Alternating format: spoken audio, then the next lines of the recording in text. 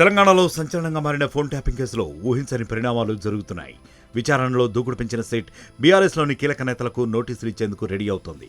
మాజీ మంత్రులు కేటీఆర్, హరీష్ రావుకు త్వరలోనే నోటీసులు జారీ చేయనున్నట్లు తెలుస్తోంది.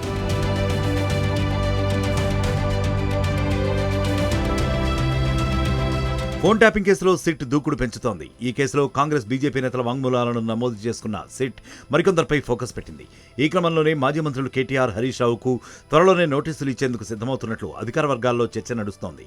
సస్పెండెడ్ మాజీ పోలీసు అధికారులు ఇచ్చిన వాంగ్మూలం ఆధారంగా వీరిని విచారించే అవకాశం ఉన్నట్లు తెలుస్తోంది.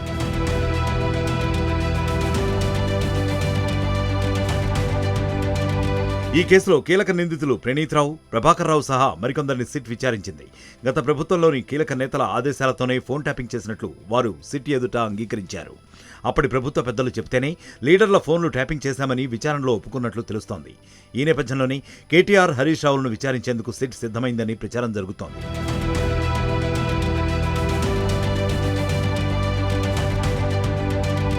అయితే ఫోన్ ట్యాపింగ్ చేయమని ఆదేశాలు ఏ విధంగా ఇచ్చారనే అంశంపై సిట్ ఆరా తీసింది.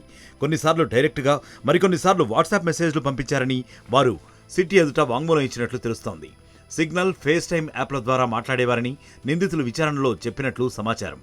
దీంతో నిందితుల వాట్సాప్ హిస్టరీని రికవరీ చేసిన సిట్ దీని ఆధారంగా కేటీఆర్, హరీష్ రావుకు నోటీసులు ఇచ్చేందుకు సిద్ధమైంది.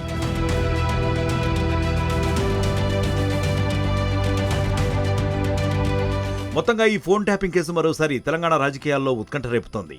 కేటీఆర్, హరీష్ రావులకు సిట్ నోటీసులు ఇస్తే ఈ కేసు కొత్త మలుపు తిరగడం ఖాయమని అభిప్రాయాలు వ్యక్తమవుతున్నాయి.